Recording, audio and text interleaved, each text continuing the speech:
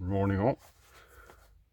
Right, following on from my intro video to the Tyrannosaurus Megazord, I've gone ahead and I found a way, rather crudely, to remove the pins. Super magnet holding onto everything.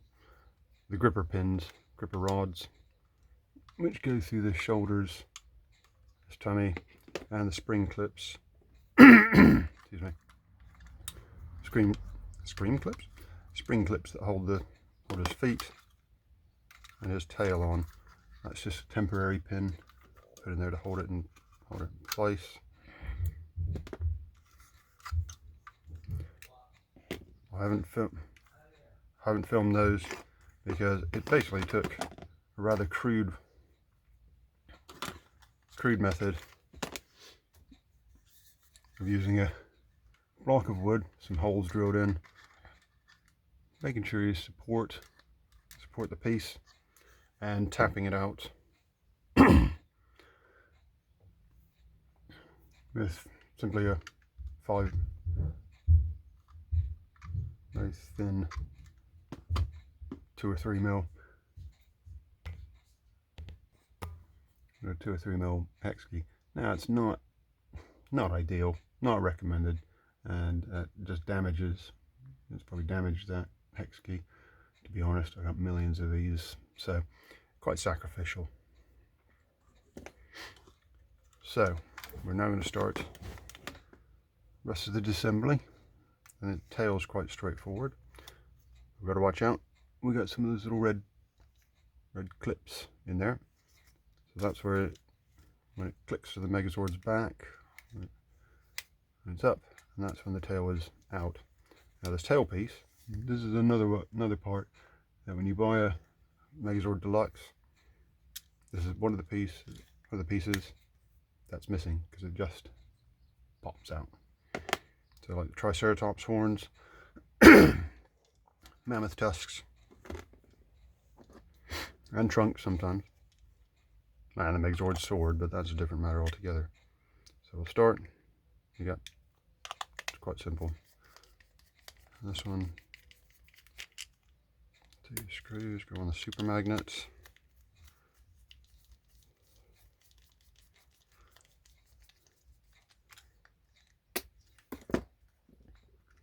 Carefully pop that apart because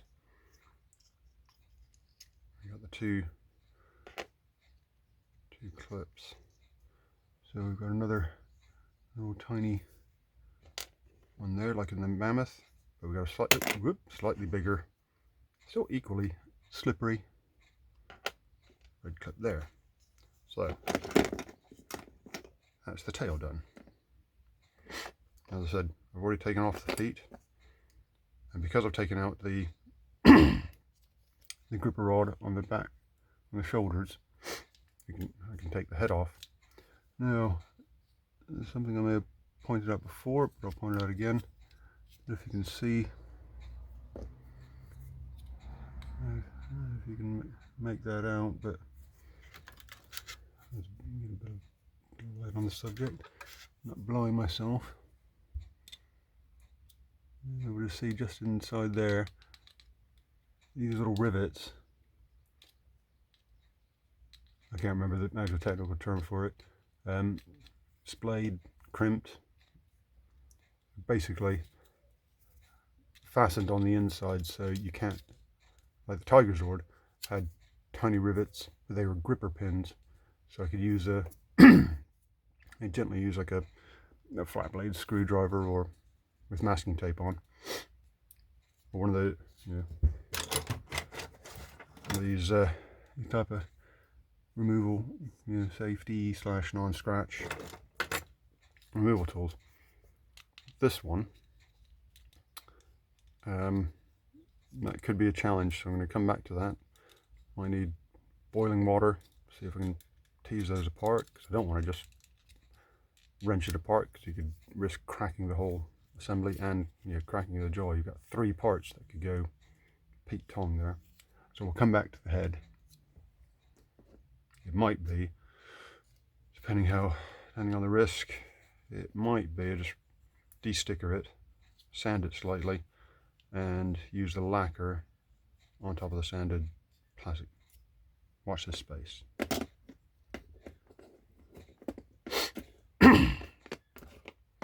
And again, taking the chest piece off, is chest piece like that, because I took that gripper rod out earlier and that just slots out quite nicely. So now the rest of them should be quite straightforward. Need a deeper screwdriver on the back. We've got 5 screws. Oh no, he's squeaking again. I thought I fixed him. Where's super magnet? There we go. There we do that.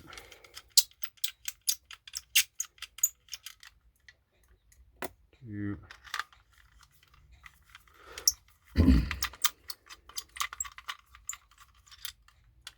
3.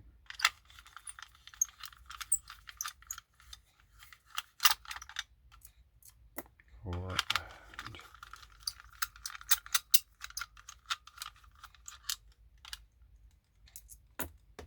5. You have to be gently. There we go. Now I thought this might be the case. The legs have specific connectors that go on part of it. So now we split in half. Take one half at a time. So we'll start with the top torso. Now again we've got the clips. Now these that clip has a smaller screw. So if you look at the length of that one, you look at them together. So what I would advise doing, because we're not going to respray this bit, excuse me, just put a little tape on that just to hold the screw in place. I'll probably do that with some of these others. And then it's just a matter of working our way through. So you can see in my previous video, there's a couple of screws on the neck, 2 flange screws holding the arms in. So we'll start on the neck.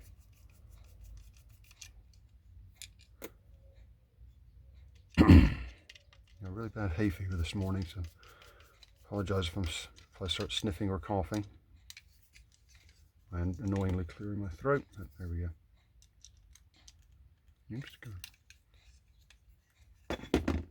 Occasionally you get screws who just don't want to come out of their holes.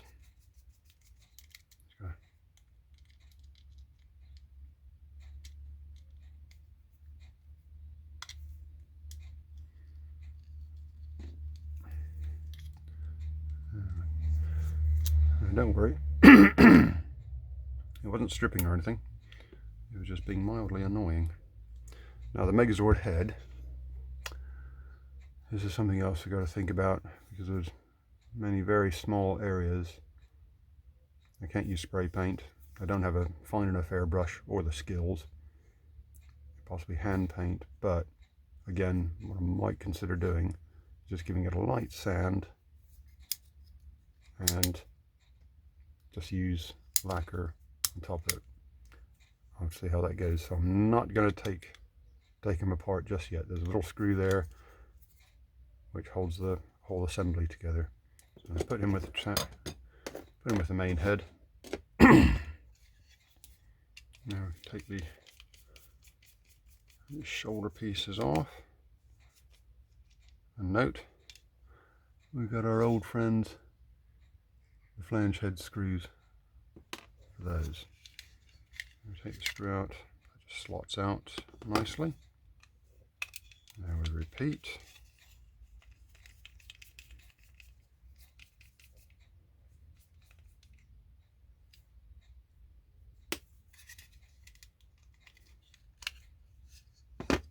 Okay. You also see on the inside of the arms, poor little T-Rex, they were cursed by evolution with these tiny stumpy arms. You have to be careful here because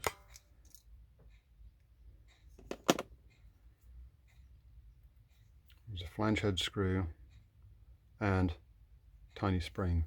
That tiny spring, just rather crudely, is what, if you can hear, it gives it the tension to do its click click. So I'll pop him just there.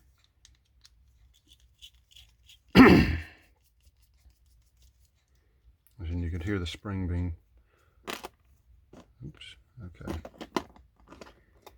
You might have seen the spring, it just went straight for the super magnet. That's okay, I'm not going to stress about that.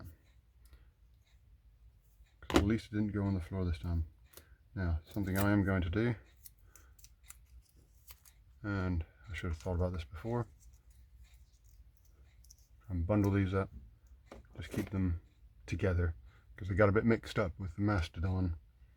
When I was doing the Mastodon, they all got mixed up, and at one point I had different length screws, different lengths. Sorry, got interrupted there. I'm going to put those with the super magnet. So what was I saying?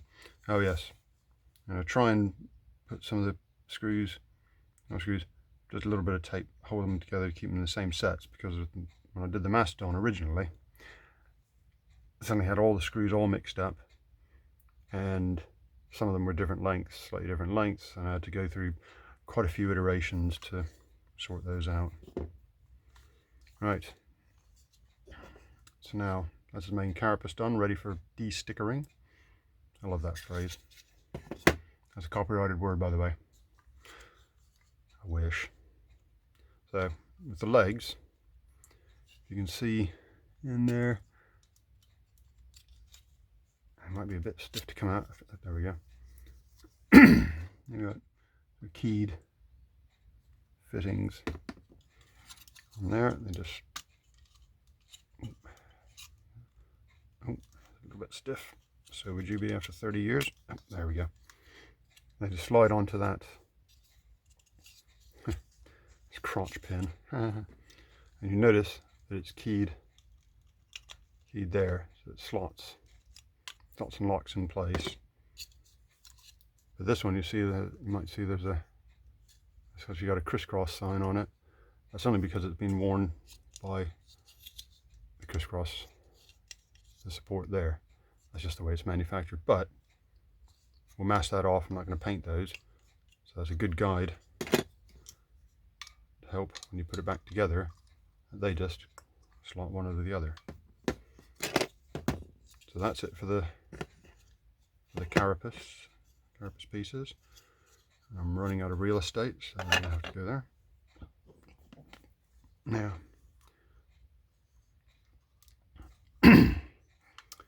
Now for the legs, a couple of gotchas.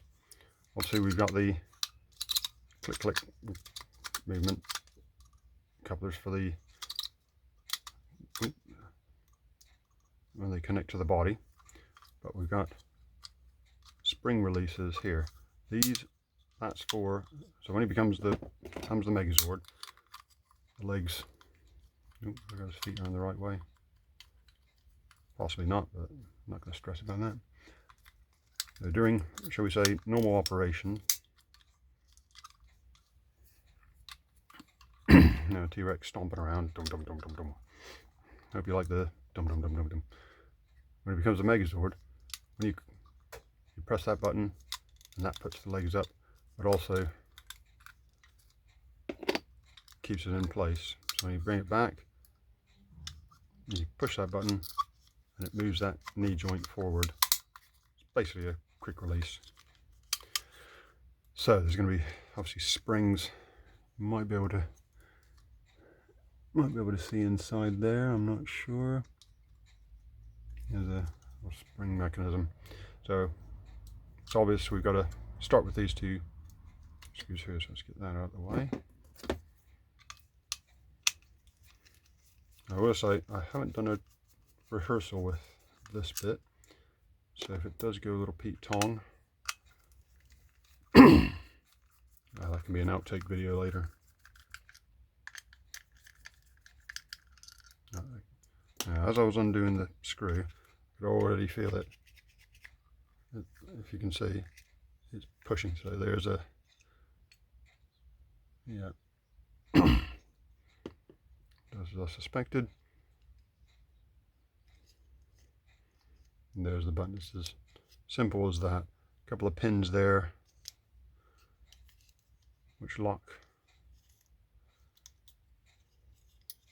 which align with that hole on the knee, and very simply, that's what holds it in place. So you push a button from the outside, and it relocks.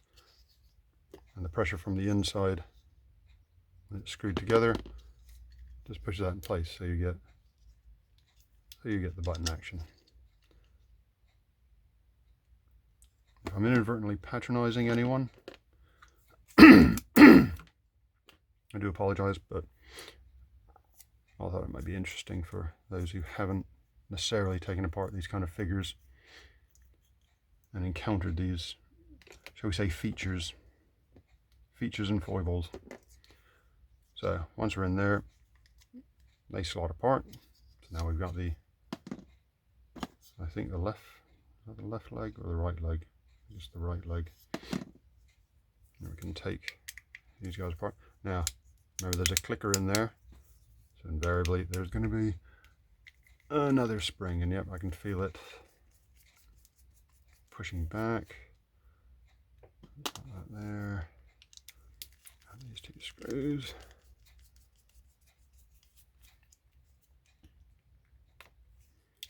Yeah, look, it's instantly boing, pushing back. So it's going to be a same. I'm going to call them standard now because they use these in all the Zords. Goes in there, and those parts come apart, ready for, again, de-stickering, at least those parts anyway. So we'll keep those.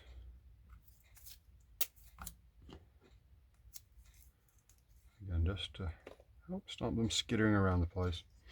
Now we've got the connector piece. Again, you can hear it clunking around in there. Slightly bigger. This one's a bit tweaked after A, after 30 years, and B, I think it's got a strong spring in there.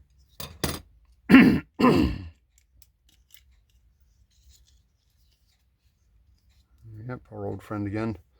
Big flange head screw and a spring. So once again,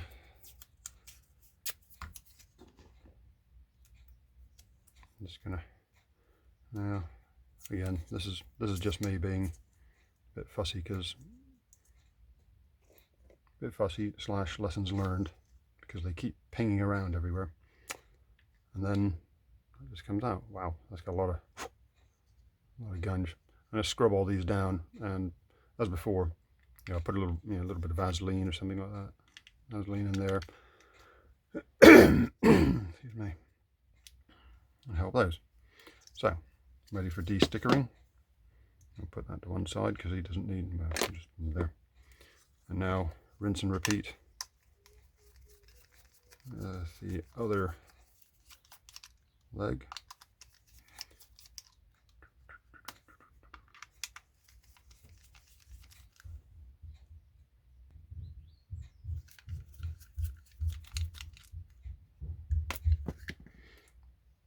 There it comes.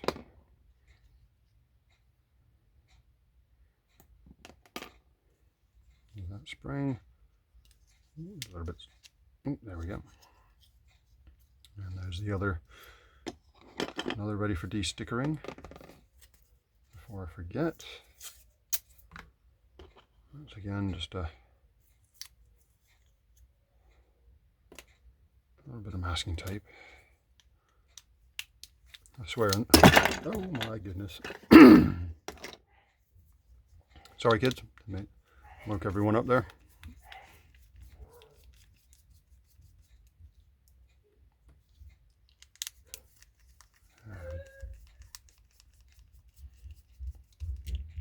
Take those screws again.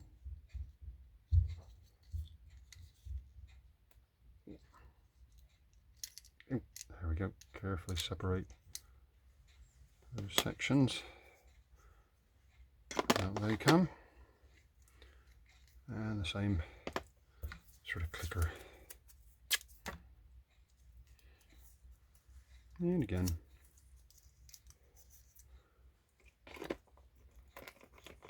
I'm just going to try and keep those together, as in associated, or just at least in the same. And you could, the other thing you could do is if you've got, what are they, the like twisty ties, you know, like you use in the kitchen bags, you could put twisty ties around as well. Sadly, I don't have any to. Oh yes, have any to hand, but there we go. No, it doesn't really. Oh. Yeah, this one's a bit. There we go. Oh, you can hear it sort of almost scraping because it's, again, just because it's 30 years old. There we go. So again, another flange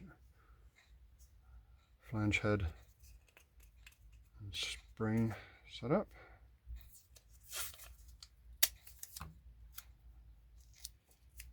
Just get a little one there, and again, keep those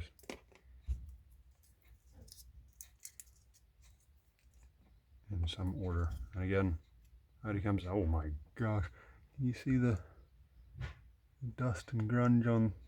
No, it's not so much grunge, it's just dust from years of wearing away. So those teeth in there. So what I do is give it all the parts after de-stickering. A good hot soapy water toothbrush, give them all a good scrub, and then sanding, and then another scrub. So all that. So we're not going to worry about that right now. So there we go. There's the T-Rex, Tyrannosaurus, all over Austin St. John's head. Sorry, guy. And again, we'll come back to these, to the head pieces. I'm gonna have to have a bit of thought about that. That's okay. There we have it. So, watch this space, and may the power protect you.